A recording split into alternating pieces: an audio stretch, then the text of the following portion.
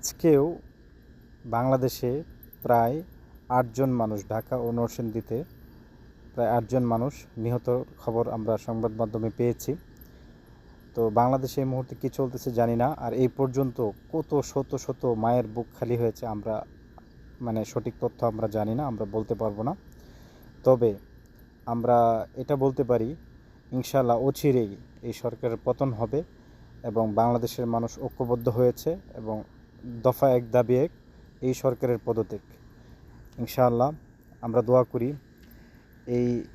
এই চাঁদ দেখে আমরা ঘুমাতে যাব, যেন বিজয়ের সূর্য দেখে আমরা ঘুম থেকে উঠতে পারি। সবাই এই সরকারের পতনের জন্য সবাই বেশি বেশি দোয়া করেন এবং যারা শাহাদাত বরণ করেছে তাদেরকে আল্লাহ যেন জান্নাতের উচ্চ মাকাম দান করে, সেজন্য আমরা বেশি বেশি তাদের জন্য দোয়া করি। আল্লাহ সবাইকে ভালো রাখুক, আল্লাহ আমার দেশকে ভালো রাখুক, আমাদের দেশের মানুষদেরকে আর কোনো মায়ের বুক যেন খালি না হয়, সেজন্য আমরা বেশি বেশি দোয়া করি। আমরা প্রবাসে থেকে দোয়া ছাড়া আর কোনো কিছু করার নেই আমাদের।